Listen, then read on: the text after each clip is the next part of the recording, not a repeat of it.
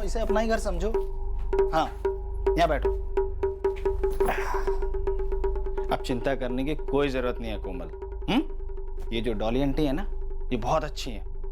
कल सुबह वो खुद तुम्हें जबलपुर लेके जाएंगी, सीधा तुम्हारी मम्मी के पास। क्या बोलती डॉली जी, पसंद आई? किराया बोल नदीम।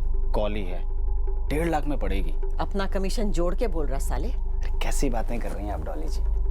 मेरा कमीशन तो सिर्फ आपसे है, और मैं ही महीने में 15-15 हजार में 4 बार बिठा दूंगा, बाद में घसती रहेगी। महीने का 1.5 लाख किराया दूंगी तो कमाऊंगी क्या? अरे कमाओगी डॉली जी, भरपूर कमाओगी। 1 महीने के बाद सप्लायर को बोल देंगे 50% में हमें बेच दे।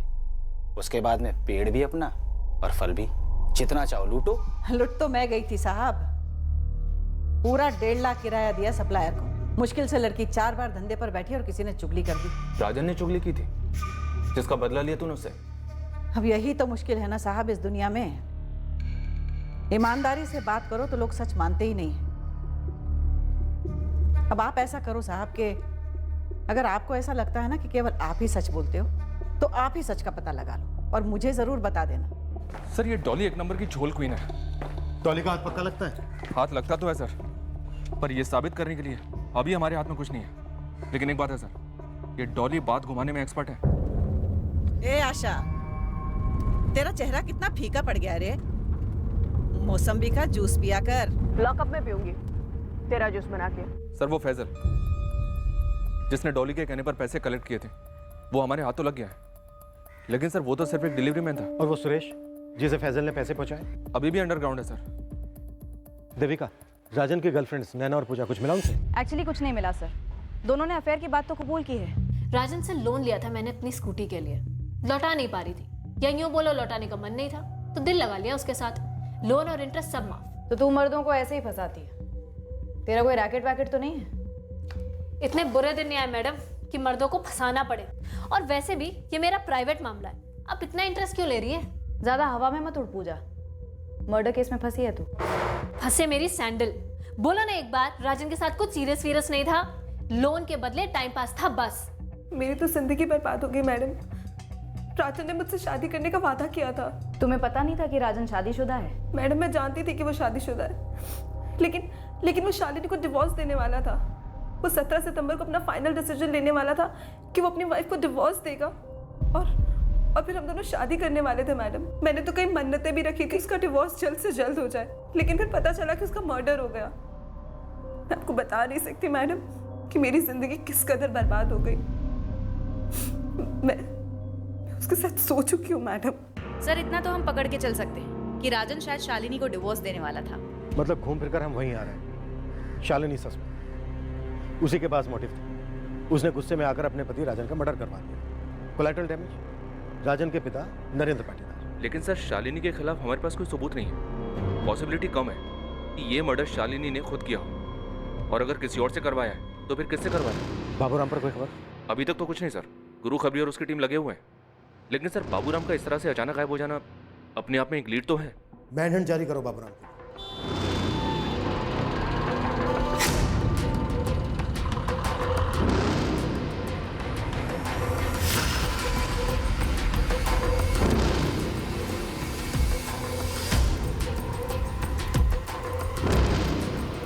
एक आंसू बहाने की जरूरत नहीं है उस लीचड़ राजन के लिए। 3 औरतों को घुमा रहा था, बताया था पुलिस ने मुझे। एक से तो शादी का वादा भी कर चुका था, और इसीलिए तुझे तलाक दे रहा था, है ना? इसीलिए मरवा दिया तुमने उसे? कोमल मातो के बारे में चुगली किसने की थी?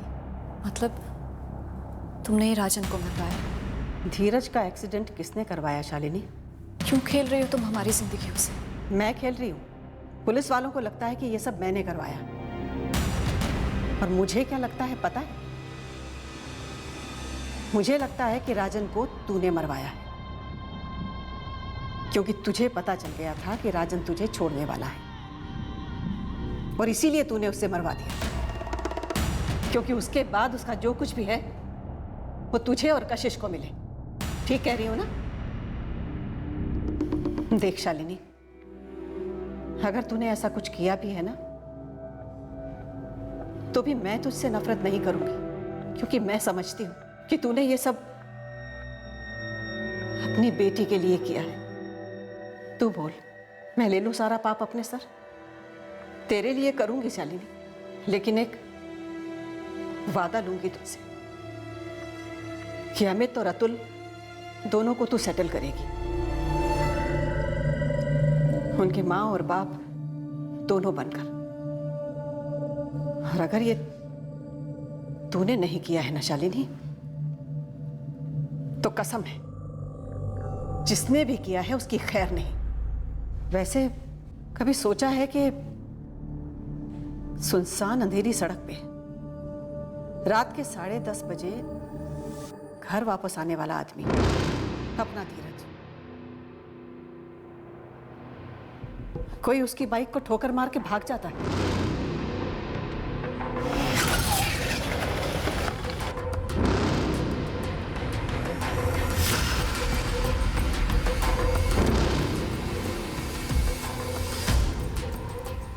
जी हाँ, हॉस्पिटल का सारा बिल दरअसल सोनिया की माँ ने ही भरा था। मैंने माँ से मदद मांगी थी मैडम। एक्सीडेंट 23 अगस्त की रात को हुआ था। जी हाँ, मंडीदीप में एक फर्टिलाइज़र डिपो है, मैं वहाँ मैनेजर हूँ। रात को ड्यूटी से लौट रहा था कि एक गाड़ी ने उड़ा दिया। क्या तुमको भी डॉली जायसवाल की चलाई जा रही वैश्यावृत्ति के बारे में मालूम था? जी मालूम था। राजन को भी मालूम था, है ना? जी हाँ। सोनिया, तुम्हें किस पर शक है? राजन को किसने मरवाया होगा? तुम्हारी बहन शालिनी ने या फिर तुम्हारी माँ डॉली ने? मैं अपनी माँ और बहन पर शक करूं क्योंकि आप शक कर रही हैं। हमें शक तो है, पर कड़ियाँ नहीं मिल रही हैं। दुनिया चाहे यहाँ की वहाँ क्यों ना हो जाए, मेरी शालिनी दीदी अपने पति का तो क्या, किसी जानी दुश्मन का भी खून नहीं करेगी। रही बात मेरी माँ की, मेरी माँ चाहे कितने भी घिनौना काम क्यों ना करती हो, वो किसी का कत्ल नहीं करेगी। सिद्धेश, तुम धीरज के छोटे भाई हो? जी। शालिनी से पता चला कि तुम और राजन अच्छे दोस्त थे? हाँ, पुरानी दोस्ती थी। बाद में पता चला कि वो सोनिया भाभी की शालिनी दीदी के पति हैं। तुम काम क्या करते हो सिद्धेश? रिसेप्शनिस्ट हूँ एक होटल में। उस लड़की से जो धंधा कराया ना, हाय लगी है पूरी फैमिली को। अब देखिए ना, खुद डॉली जी जेल चली गई, यहाँ शालिनी जी की पूरी लाइफ तितर बितर हो गई। धीरज भैया का ऐसे एक्सीडेंट हो गया और फिर राजन और उसके पापा खत्म हो गए। सबकी लाइफ खराब हो गई मैडम, किसी की करनी और सबकी भरनी। तुम्हें क्या लगता है सिद्धेश, राजन ने डॉली के खिलाफ पुलिस को खबर कर दी होगी उस लड़की कोमल महतो के बारे में? मुझे इस सब के बारे में ज़्यादा जानकारी नहीं है, बस इतना जानता हूँ कि डॉली जी के एक जुर्म ने कितनों की लाइफ खराब कर दी। सर, कॉल रिकॉर्ड्स आ गए। जिस अज्ञात नंबर से हमें कॉल आया था कि कोमल महतो डॉली जायसवाल के घर पर है, वो नंबर पता चल गया है। अभी स्विच ऑफ है, लेकिन वो नंबर राजन पाटीदार का तो नहीं है। पता करो ये किसका नंबर है विनायक। इस केस में ऑलरेडी हम काफ़ी चक्कर काट चुके हैं, अब सीधे आगे बढ़ने के लिए एक तगड़ी कड़ी चाहिए। मालिक, इंदौर से बोल रहा हूँ, आपके काम की कड़ी हाथ लगी है। बाबूराम? बाबूराम यहाँ इंदौर में है, सिक्योरिटी गार्ड की नौकरी कर रहा है। उसका सारा मूवमेंट मैं ट्रैक कर रहा हूँ। गुरु, किसी भी सूरत में ये बाबूराम रडार से बदलना नहीं चाहिए। उस वक्त बाबूराम हमारा मुख्य संदिग्ध था और हम मानकर चल रहे थे कि ये कत्ल उसी ने किए, और अब वो हमारे हाथों में आने वाला था। साहब सुनिए तो, माजरा क्या है साहब? हमें पता था कि बाबूराम अपनी बेगुनाही की दुहाई देगा, पर बाबूराम इस केस में एक ऐसा अजीब नया पहलू सामने लाया जो अब तक सामने आया ही नहीं। अरे साहब, मैं भागा कहाँ? अकेला आदमी, घर परिवार है नहीं। यहाँ भोपाल में छोटे मोटे काम करता था, वहाँ इंदौर में अच्छी तनख्वाह वाली नौकरी मिली तो वहाँ चला गया, आराम से रह रहा था। मर्डर के प्लान में पहले इंदौर में नौकरी पकड़ना शामिल था, है ना? ताकि कभी किसी को ये शक ना हो कि तू भाग गया। बाबूराम, चल अब शुरू हो जा। दोनों मर्डर 5:30 से 6:30 के बीच हुए। किसने खोला था दरवाजा? नरेंद्र पाटीदार ने। पहले उसे मारा तूने?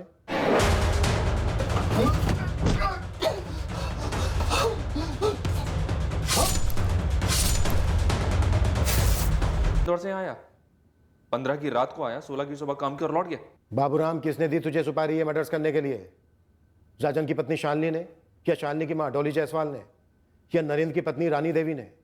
तू तो जानता भी है रानी देवी को। मैं नरेंद्र जी की पत्नी रानी भाभी को जानता हूँ, वो माहीपुर में रहती है, ग्वालियर जिले में पड़ता है। मुझे कभी कभी फोन कर लेती हैं अपने बेटे राजन का हालचाल पूछने के लिए। वहाँ किसके साथ रहती है वो? अपने दूसरे पति के साथ। वो भले आदमी है साहब, ये अपने नरेंद्र जी जैसे नहीं है। और साहब, वो शालिनी बेटी है ना, वो तो बेचारी अपनी माँ का किया धरा भुगत रही है। उसकी जो माँ है ना डॉली, तो प्रलय भी आ जाए तब भी नहीं सुधरने वाली। ये प्रलय पुराण हमें मत सुना, सीधा सीधा मुद्दे पे आ। कितने पैसे दिए गए तुझे? साहब 100 रुपए, दिन का 100 रुपए देते थे नरेंद्र जी। उनके घर का छोटा मोटा काम कर लेता था, और जब शालिनी घर छोड़ के गई तब झाड़ू पोछा भी कर लेता था, तब 200 रुपए देते थे। हफ्ते में एक ही दिन जाता था। देख बाबूराम, ज्यादा शाना मत बन, वैसे ही बहुत टाइम के बाद हाथ लगाए। मालिक, अगर मुझे पता होता आप लोग मुझे ढूंढ रहे हैं तो मैं सीधे आपके पास चला आता। मुझे कुछ पता ही नहीं था तो मैं क्या करता। एक ही बात की रट लगा रहा है कि मर्डर के वक्त इंदौर में ही था। सच में था मालिक। बाबूराम 15 और 16 सितंबर और उसके पहले और बाद में इंदौर में ही था। बाबूराम रॉन्ग नंबर है। तो सही नंबर क्या है बे? निकम्मो, तुम लोग काम करे मजाक कर रहे हो?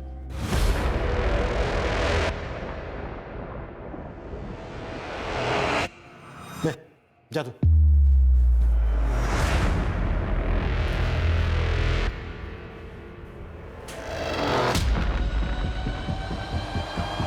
मालिक, ये दोनों कत्ल होते वक्त चोरी भी हुई थी क्या? नहीं। ठीक। रुको। क्यों पूछा तूने? होनी चाहिए थी क्या? पहले भी हुई थी ना चोरी, तो इसलिए सोचा कि वो। कब हुई थी? जुलाई या अगस्त में। किसने की थी चोरी? निकाल बाहर, निकाल निकाल बाहर। मेरा सब्र बता आज, जो जो चुराया सबका सब बाहर निकाल, निकाल।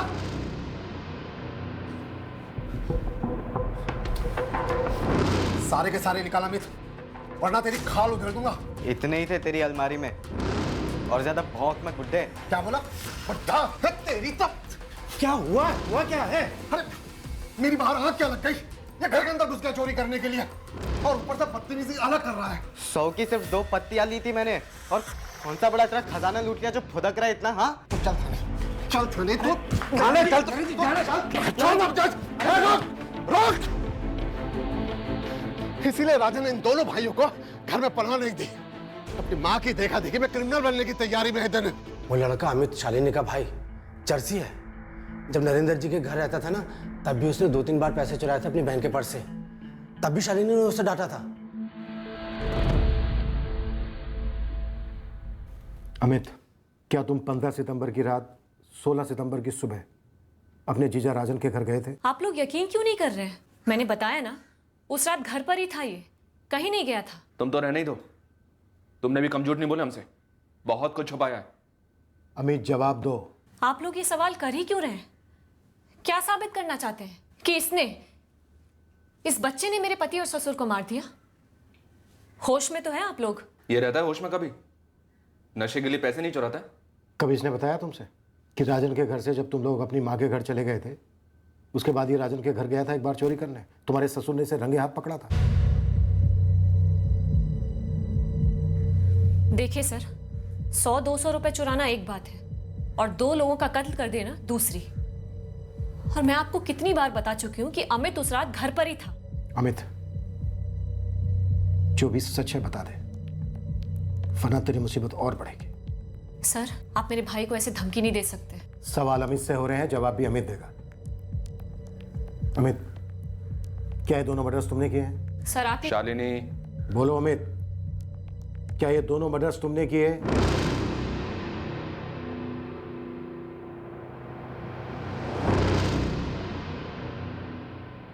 किसके मर्डर? अपने जीजा राजन और उसके पिता नरेंद्र पाटीदार के मर्डर्स। नहीं।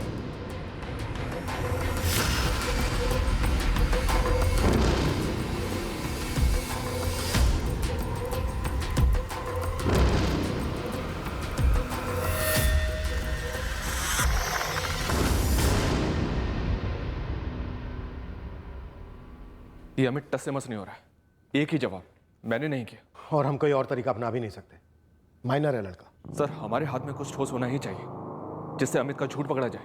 एक बात समझ में नहीं आ रही है, अमित ड्रग एडिक्ट है। अगर वो राजन के घर पैसे लेने गया और वहां पर वो राजन और राजन के पिता नरेंद्र का कत्ल करता है और पैसे नहीं लेता, क्यों? जबकि कैश तो था घर पर। शायद पैसे पहले ही मिल गए होंगे अमित को। हम सुपारी का एंगल ढूंढ रहे थे, शायद सुपारी दी ही नहीं गई हो, इस नाबालिग से करवाया गया हो। अमित चर्सी है, चर्सी की टोलियों के साथ उठता बैठता है, 24 घंटे नशे में रहता है।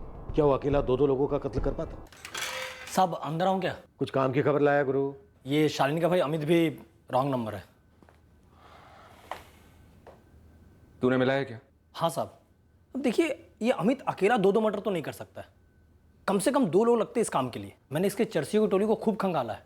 कोई भी ये काम मुफ्त में नहीं करेगा, और ना ही ऐसी कोई खबर है।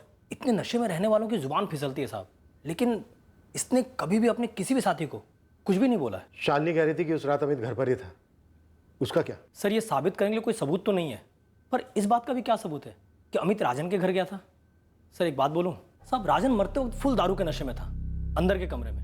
घंटी बजी होगी तो पूरे चांसेस है कि राजन तो उठ के नहीं गया होगा दरवाजा खोलने के लिए। बाहर इसका बापू नरेंद्र सोया हुआ था, तो हो सकता है कि दरवाजा खोलने नरेंद्र उठा हो।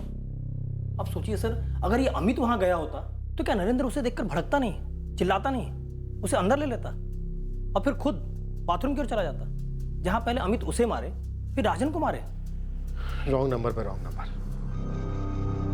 पता नहीं सही नंबर क्यों नहीं लग रहा है इस केस में। क्योंकि हमारे पास इस बात का कोई टेक्निकल सबूत नहीं है कि उस रात किसी की बात हुई राजन के साथ, फिर वो जान पहचान वाला शख्स राजन के घर आया हो, राजन के साथ बैठकर कमरे के अंदर उसने शराब पी हो, फिर राजन को मार दिया हो, राजन के बाप को भी। सर मौत सुबह 5:30 से 6:30 के बीच में हुई, यानी जो भी शख्स आया होगा कातिल रात भर रुकने के इरादे से ही आया होगा। कुल मिलाकर एक ही एंगल में दम लग रहा है इस वक्त, और वह है खुद शालिनी।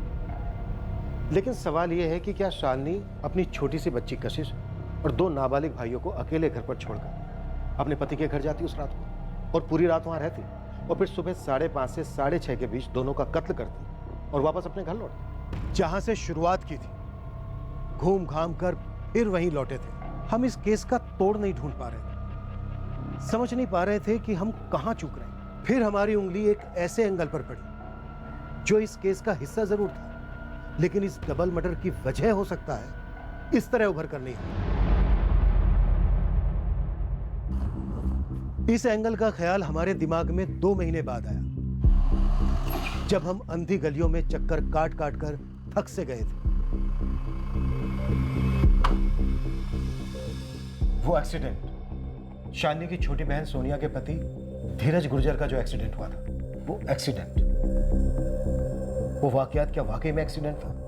आपको लगता है सर वो एक्सीडेंट नहीं था? वही सोच रहा हूं। देविका, याद है धीरज के छोटे भाई सिद्धेश ने तुमसे क्या कहा था? ये जो सोनिया भाभी की माँ ने उस लड़की से जो धंधा कराया ना, हाय लग गई है पूरी फैमिली। सबकी लाइफ खराब हो गई मैडम, किसी की करनी और सबकी भरनी। एक तरीके से उसकी ये बात इस बात को अंडरलाइन करती है कि ये सारे हादसे डॉली के ट्रैफिकिंग केस से कहीं ना कहीं जुड़े हैं। उस केस के तो हर पहलू को हमने खंगाला। ट्रैफिक हुई उस बच्ची कोमल महतो तक भी हम पहुंचे, उसकी अपनी दुखद कहानी थी, पर इस डबल मर्डर से जुड़ा कुछ भी नहीं मिला। रिपोर्ट मंगवाओ।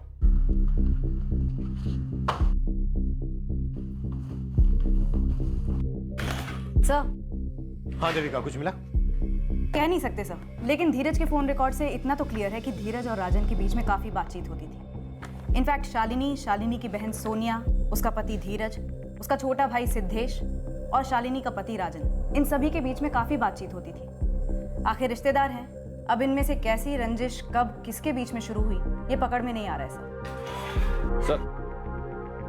धीरज की एक्सीडेंट रिपोर्ट आ गई है। धीरज की बाइक जिस कार से टकराई थी वो कार अभी तक ट्रेस नहीं हो पाई है सर। कार थी? जी हाँ सर। सर धीरज के एक्सीडेंट केस को हिट एंड रन केस करार दिया गया। कार को ढूंढने की काफी कोशिश की गई पर वो नहीं मिली।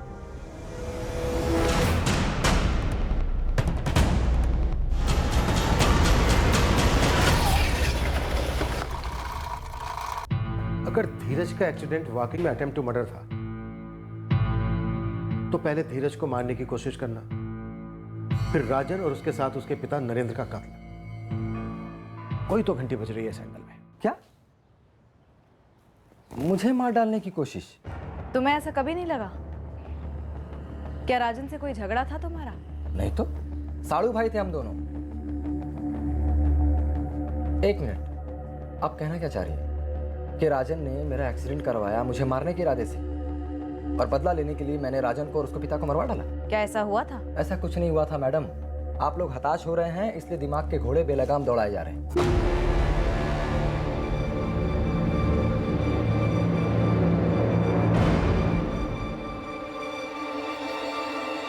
कुछ कहना चाहती हो सोनिया?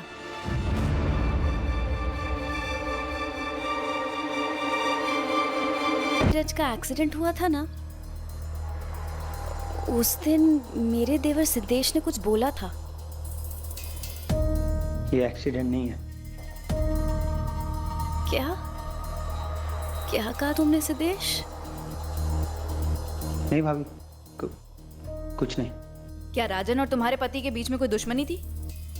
क्या राजन और उसके पिता का मर्डर इसी का नतीजा है? मैं कुछ नहीं जानती, लेकिन जब सिद्धेश ने मुझसे कहा कि ये एक्सीडेंट नहीं है तब मैं बहुत परेशान हो गई, और ये बात मैंने अपनी माँ से भी कही। जी हाँ, सोनिया ने बोला था मुझे, लेकिन मैंने ध्यान नहीं दिया क्योंकि उस वक्त ज्यादा जरूरी था इलाज के रुपए, और उसी के जुगाड़ में मैं लगी हुई थी। और आप लोग हो कि मुझे को कसूरवार ठहराने पे तुले हुए हो। मैंने कहा ना साहब आपसे कि मैं कत्ल नहीं करवाती हूँ। तो क्या धीरज और राजन एक दूसरे को मरवा सकते थे? बिल्कुल नहीं। राजन कोई संत नहीं था। धीरज भला है, लेकिन इस हद तक दोनों कभी नहीं जाते। तो फिर धीरज का एक्सीडेंट कौन करवा सकता है? वैसे आप सिद्धेश से ही सामने से क्यों नहीं पूछ लेते कि बता तुझे ऐसा क्यों लगा?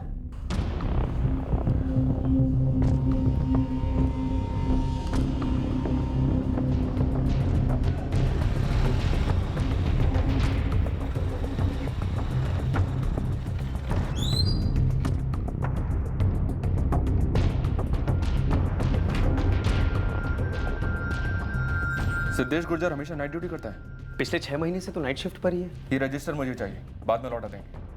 ठीक है सर। सर मुझे ऐसा लगा क्योंकि रात 9 बजे के बाद उस रास्ते पर कोई ट्रैफिक होता ही नहीं है, रास्ता एकदम साफ होता है, और धीरज भैया एकदम सेफ बाइक चलाते हैं, वहां कभी एक्सीडेंट नहीं होता, इसलिए मुझे लगा सर। जानबूझकर धीरज को किसने कार से उड़ाया, मारने के इरादे से? तो कौन कर सकता है ऐसा सिद्धेश? मुझे नहीं पता सर, मुझे बस ऐसा लगा। तुझे ऐसा लगा नहीं, तुझे पता था, तुझे पता है किसने करवाया एक्सीडेंट। नाम बोल। 15 सितंबर की रात को तू कहाँ था? ड्यूटी पर था। तेरे होटल का गैस रजिस्टर है, 15 सितंबर की नाइट शिफ्ट वाले पेज पर जा, ऑन ड्यूटी रिसेप्शनिस्ट में तेरा सिग्नेचर देखा हमें? ये देखिए सर, ये रहा सिग्नेचर। व्हाइटनर लगाकर तूने अपना साइन किया है। तेरे मैनेजर को अच्छी तरह से याद है, 15 सितंबर की नाइट शिफ्ट से तूने ऑफ मांगा था।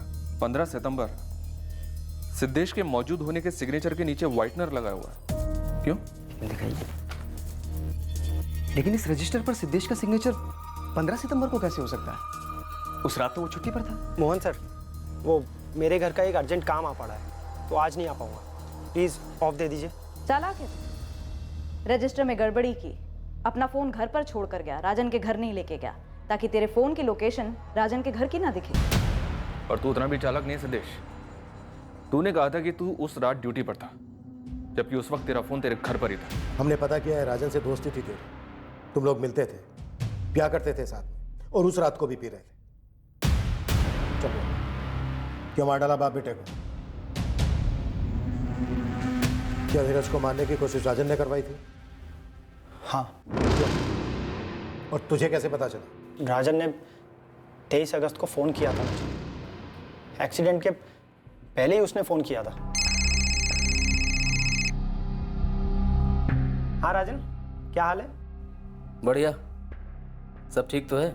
हाँ हाँ, पर तू ऐसे क्यों पूछ रहा है? नहीं, बस ऐसे ही। धीरज ठीक है ना? हाँ बिल्कुल ठीक है। ठीक है, चल। मैं हैरान था कि ये राजन अचानक धीरज भैया का हालचाल क्यों पूछ रहा है, और उसके कॉल के आधे घंटे बाद मुझे एक कॉल आया। हाँ धीरज भैया। कौन?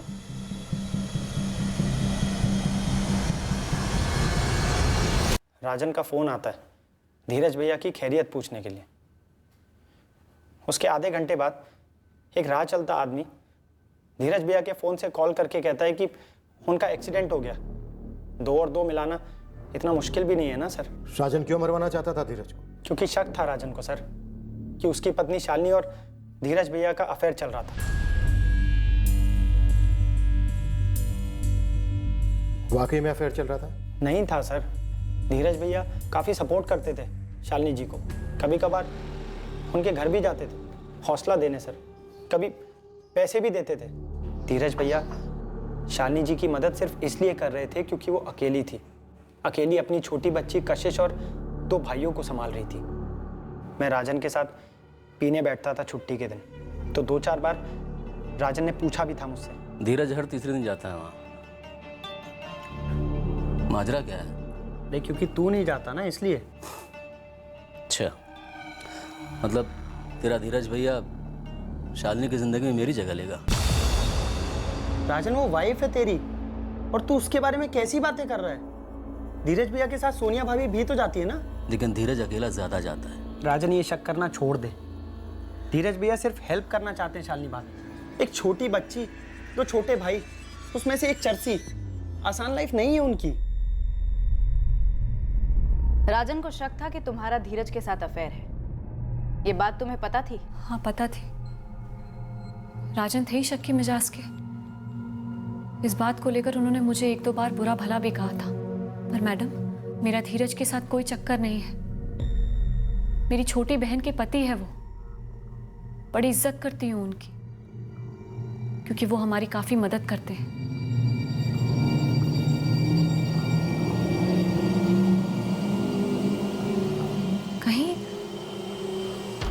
कहीं राजन ने तो वो एक्सीडेंट राजन ने ही करवाया था। इसलिए बदला लेने के लिए तूने राजन को मार डाला और साथ में उसके बूढ़े बाप को भी। धीरज भैया का एक्सीडेंट होने के बाद मैं आग बबूला हो गया था सर, और डर भी गया था कि राजन धीरज भैया को फिर से मारने की कोशिश करेगा। मेरे दिमाग में बस यही बात घूम रही थी सर। हाँ, मैं राजन को मार डालना चाहता था। मैंने पूरी प्लानिंग कर रखी थी, जॉब से ऑफ भी ले लिया, चाकू भी ले लिया, पर पीने के बीच में मैंने मन बदल दिया। सोचा नहीं मारता हूँ, मैंने प्लान ड्रॉप कर दिया। बस उसके बाद हम लोग बातें करते रहे थोड़ी देर और फिर सो गए।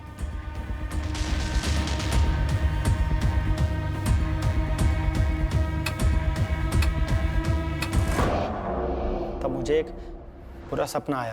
मैंने सपने में राजन को देखा, वो धीरज भैया को छुरा मार रहा था। तब मैंने सोचा बस अभी उठाता हूँ राजन को और पूछता हूँ, राजन धीरज भैया का एक्सीडेंट तूने कराया था क्या? एक्सीडेंट के पहले तूने फोन किया था ना मुझे धीरज भैया की खैरियत पूछने के लिए। क्यों? तुझे मालूम था ना कि उनका एक्सीडेंट होने वाला है। सदेश जाके सो जा, नहीं तो अपने घर जा। तेरा भाई इस बार तो बच गया, अगर नहीं सुधरा ना तो अगली बार नहीं बचेगा। और सुन, तूने ज्यादा टाइट आएगी ना तो इस बार तेरा एक्सीडेंट हो जाएगा। आधा अधूरा नहीं, पूरा और पक्का वाला, समझा? चल जा। अब शक की कोई गुंजाइश नहीं बची थी कि राजन ने ही धीरज भैया पर हमला कराया था, और वो तब तक चैन से नहीं बैठेगा जब तक धीरज भैया को मरवा नहीं देता।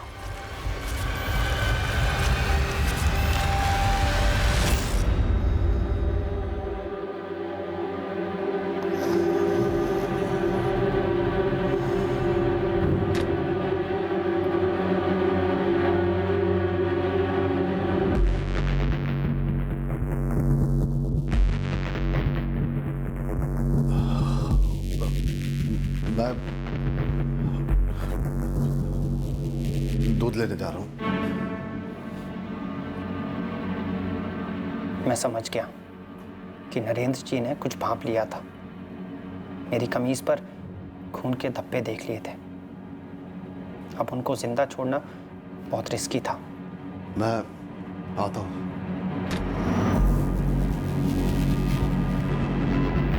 मैंने राजन की शर्ट पैंट पहन ली, सबको गुमराह करने के लिए घर भी तितर बितर कर दिया और घर को ताला लगाकर निकल गया। शालिनी का कहना है कि उसका और धीरज का कोई अफेयर नहीं था। मैंने भी तो वही बोला था ना सर। मैंने समझाया उसे कि उसके मन का वहम है।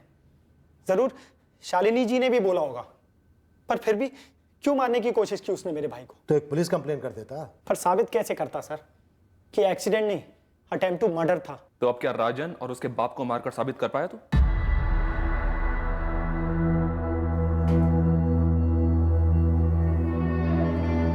सिद्धेश, एक बार मुझे बता दिया होता। तुझे राजन का घर नहीं छोड़ना चाहिए था शालिनी। गुंजाइश ही नहीं रहती कोई गलत फहमी की। कुछ ना कुछ करके बारी बारी से संभाल लेते ना हमें तो रतुल को।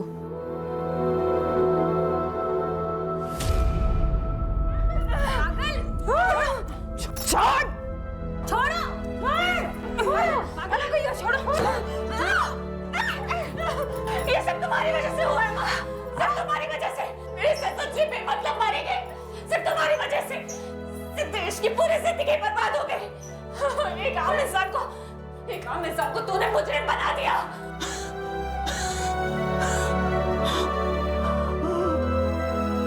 शालिनी को सख्त वार्निंग देकर छोड़ दिया गया। डॉली जायसवाल ट्रैफिकिंग के चार्जेस में अब भी जेल में है।